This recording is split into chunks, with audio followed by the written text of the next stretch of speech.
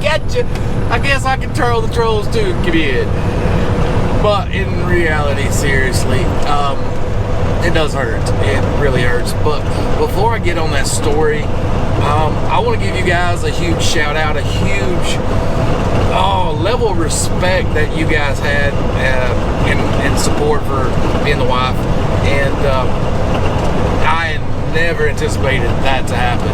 I mean, we had video after video after video after video after video after video after video after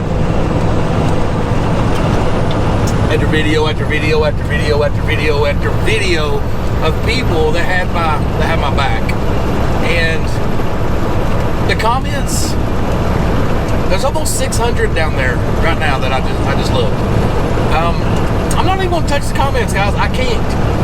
If I touch those comments and reply to each and every one of you guys, it's going to probably take me 3 or 4 hours.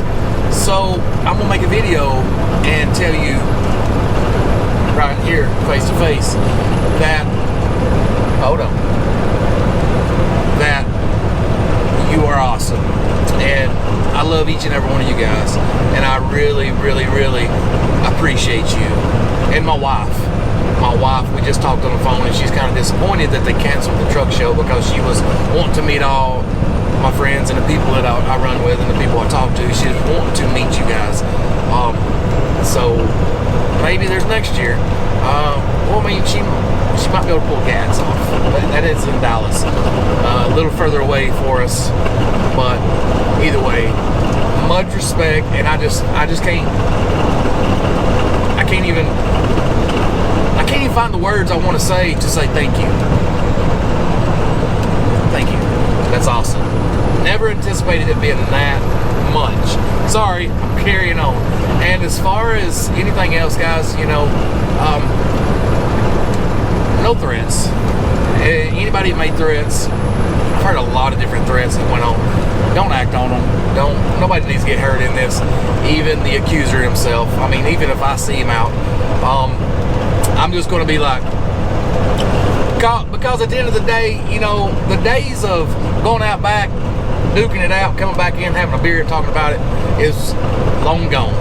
Now you get probation and fines and stuff. You go to jail. We got kids and shit to worry about. So, yeah, no violence, guys. Karma is, well, you know what karma is. And nobody try to step in the place of karma. Let it work. But anyway, let's talk about this story of what I'm talking about, of being hurt so bad. And it's another one of those things where, you know, I don't want to say it again, but man, I'm getting old. Not getting old, I'm just out of shape. I gotta get in the gym. I gotta pump my iron. I gotta get the muscles back. I gotta get the joints all lubed up. I know I keep talking about it, but I'm going to do it. I got to do it. I got to do it. I mean, as a matter of fact, and I know they're unfiltered in Vegas. Is what I do. I turn it like this right here, and I'll pump out about 50 of them. Then I'll switch arms, and I'll pump out about 50 more. And I need to do it more on the regular. I do it maybe twice a week. I usually don't think about it, but when I think about it, I reach back there, grab that dumbbell, and I throw about 3 sets of 50 out. And it's just a 25-pound dumbbell, so it don't really build bulk, which I've got bulk. I've got enough bulk. I just use it for cutting. But anyway, if you guys remember the 1962 Jeep Willys I had, my neighbor, my neighbor asked me what I was going to do with it, and I told him, I said, you know, I don't have anything planned for it. I said I'd like to restore it. I'd like to do that, get it back, you know, do it. But right now, for the next couple years, my time's kind of occupied. It's kind of already preset that I'm not going to have the time to put into the Jeep. And my level of thinking was, it's a 62 Jeep. They don't make them anymore. If I mess with it now, or 5 years from now, it's still a 62 Jeep Willys. Or CJ3, CJ4, anyway. It's a classic, and it's nice. Ow. But my neighbor asked me, you know, about buying it, and I told him, I said, we worked the deal out. And last week while I was home, We spoke about a month ago about it, and last week when I was home, and we got talking, and he said, all right, we agreed on a price. And actually I told him he had it for less. I said, because you know, I said, I'm not worried about making money with this. I said, you know, if I can sell it less and if you really want it, I said, you're my neighbor. And I said, if you have plans on rebuilding this thing with your son, he's got a, I think it's 4, maybe 4. Let's say 4. Rebuild it with Emmett. I said, dude, that's awesome. I said, plus you're my neighbor. I get to see you do it and possibly help you some. I said, you know, if you want it, you can have it for this. And he said, deal. Anyway, he asked me, you know, we're neighbors. You know, down by the basement, my driveway's here, a little patch of grass, his driveway, his basement. And he said, you want me to get my vehicle, and because it's got that little hitch on the front. I said, man, as light as this thing is, we can push it. Yeah, we did all right. We pushed it out of my driveway into his garage. And later that night, my neck started hurting. I was trying to pop my neck, and I was doing all sorts of things to try to stretch my neck out. And I was like, I gotta go to the chiropractor. I gotta go get me an adjustment done. And that night, my father-in-law, he said, you probably got tension. He said, I can fix that. And I said, really? How can you fix it? He went. I said, you for real? Mother-in-law was like, yeah. And I said, all right, get back here. Do your magic. And he found some tension right around my neck right here. And I told him, I said, you shouldn't have showed me that. I'm going to be back probably tomorrow. But anyway, that wasn't the case. By that night, the soreness went down into my shoulder right here, what seemed like my trap muscle. And it was still sore. It was still there. The next morning I woke up. I didn't wake up by an alarm clock. I didn't wake up by, you know, the kid kicking around, the dogs, or the wife. I woke up from a throb right here on my collarbone, right there where it goes into right here by your neck, your esophagus and stuff, right there. That part of the collarbone, it was throbbing. I'm talking about and it hurt. The only way I felt comfort was in a sling position, like that. That's the only way I felt comfort. Now, I took some Aleve, and then later the wife gave me some naproxen. I think 400 milligrams, 200 milligrams.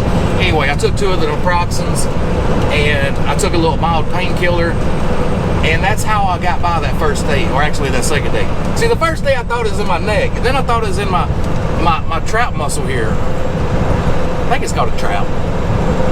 Anyway, and then the second day, the pain revealed itself and it hurt right here. It's still sore. But that first day or that second day and that third day, I wanted to cry. I mean, I was to the verge about going to the hospital because I was like, this hurts so bad. I cannot believe I've done that. Now, the only thing I did that I can think of was push that Jeep from my driveway to the garage to my neighbor's. And it didn't hurt then. And it didn't feel like I pulled anything out of place. Everything was good. But that's the only thing strenuous I did today. And the moment that, you know, before it started hurting. And yeah, it hurts. It still hurts. It's not throbbing anymore. And I think I'm good. But I just turned 41. So I guess that's my first injury of 2020 at 41. And man, let me tell you, it's sore. It's sore. I don't know what I did. If you have any idea what I did, because at first I was thinking maybe I broke something. I didn't hear no snap. I kept asking wife, I said, what color is this? Is this normal? Is it black? And she said, no, it looks normal. So I'm thinking I might have stretched a tendon or something that connects your bones together. What are those called again? Anyway, I done something and it hurt. So if you know what I did, get in that comments, let me know. But anyways, guys, I am ready to fire this channel up. I got a couple of videos I've got to make in the next couple of days. And let's fire it back up and get it back rolling. I got a dashboard video I need to do. I ain't done that in a while. Freight's, what's going on with the corona and the borders and all that stuff. We really need to keep an eye on that freight. So maybe a Freight Watch 2020. Maybe Corona Freight Watch. I don't don't know what we can call it, but we got to keep an eye on it. We got to find the lanes. We got to find the lanes that are going to stay hot, that don't consist of imported goods. And I think that's where we're going to profit at. You know, I was watching Trucking Reviews video, and he raises some good points. And Miss Trucking Review, you do too.